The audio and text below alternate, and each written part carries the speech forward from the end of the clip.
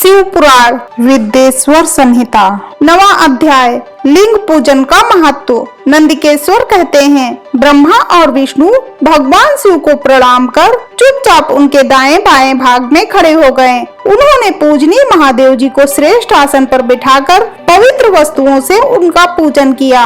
दीर्घ काल तक स्थिर रहने वाली वस्तुओं को पुष्प वस्तु तथा अल्प काल तक टिकने वाली वस्तुओं को प्राकृत वस्तु कहते हैं। हार, नूपुर, कियूर, किरीट, मणिमय कुंडल, यज्ञोपवीत, उत्तरीय वस्तु, पुष्पमाला, रेशमी वस्त्र, हार, मुद्रिका, पुष्प, तांबूल, कपूर, चंदन और अगरू का अनुलेप, धूप, दीप, श्वेत छत्र, व्यंजन, ध्वजा, चंवर तथा अनेक दिव्य उपहारों द्वारा जिनका वैभव वाणी और मन की पहुंच से परे था, जो केवल परमात्मा की योग्य थे, उनसे ब्रह्मा और विष्णु ने अपने स्वामी महेश्वर का पूजन किया।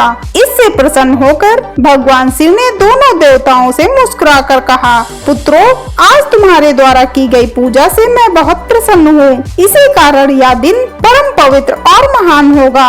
यह तिथि शिवरात्रि के नाम से प्रसिद्ध होगी और मुझे परम प्रिय होगी। इस दिन जो मनुष्य मेरे लिंग अर्थात निराकार रूप की या मेरी मूर्ति अर्थात साकार रूप की दिन रात निराहार रहकर अपनी शक्ति के अनुसार निश्चल भाव से यथोचित पूजन करेगा, वह मेरा परम प्रिय भक्त होगा। पूरे वर्ष भर निरंतर मेरी पूजा करने पर जो फल मिलता है, वह फल शिवरात्रि को मेरा पूजन करके मनुष्य तत्काल प्राप्त कर लेता है। जैसे पूर्ण चंद्रमा का उदय समुद्र की वृद्धि का अवसर है, उसी प्रकार शिवरात्रि की तिथि मेरे धर्म की वृद्धि का समय है। इस तिथि को मेरी स्थापना का मंगलमय उत्सव होना चाहिए। मैं मार्गशीर्ष मास में आद्रा नक्षत्र से युक्त पूर्णमासी या प्रतिपदा को ज्योतिर्मय स्तंभ के रूप में प्रकट हुआ था। इस दिन जो भी मनुष्य पार्वती सहित मेरा दर्शन करता है अथवा मेरी मूर्ति या लिंग की झांकी निकालता है, वह मेरे लिए कार्तिकेय से भी अधिक प्रिय है।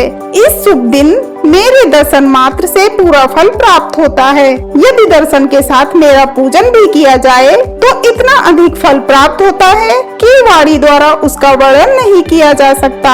लिंग रूप में प्रकट होकर मैं बहुत बड़ा हो गया था, अतः लिंग के कारण यह भूतल लिंग स्थान के नाम से प्रसिद्ध होगा। जगत के लोग इसका दर्शन और पूजन कर सकें, इसके लिए यह अनादि और अनंत ज्योति स्तंभ अथवा ज्योतिर्मय लिंग अत्यंत छोटा हो जाएगा।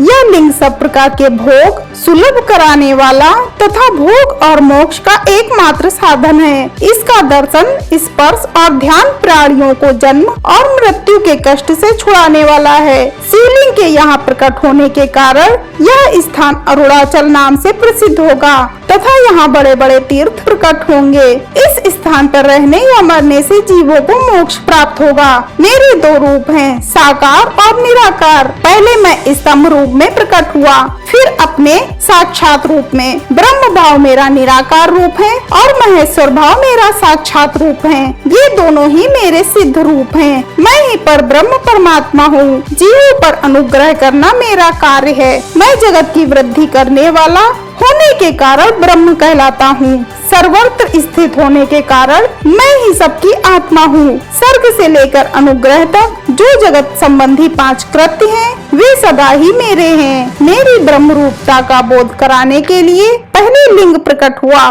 फिर अज्ञात ईश्वरत्व का साक्षात्कार कराने के लिए मैं जगदीश्वर रूप में प्रकट हो गया। मेरा सकल रूप मेरे ईश्वर का और निष्कल रूप मेरे ब्रह्म स्वरूप का बोध कराता है। मेरा लिंग मेरा स्वरूप है और मेरे सामीप्य की प्राप्ति कराने वाला है। मेरे लिंग की स्थापना करने वाले मेरे उपासक को मेरी समानता की प्राप्ति हो जाती है तथा मेरे साथ एकत्व का अनुभव करता हुआ संसार सागर से मुक्त हो जाता है। वह जीते जी परमानंद की अनुभूत करता हुआ शरीर का त्याग कर शिवलोक को प्राप्त होता है, अर्थात मेरा ही स्वरूप हो जाता है। मूर्ति की स्थापना लिंग की अपेक्षा गौण है। यह उन भक्तों के लिए है जो शिव तत्व के अनुशीलन में सक्षम नहीं है।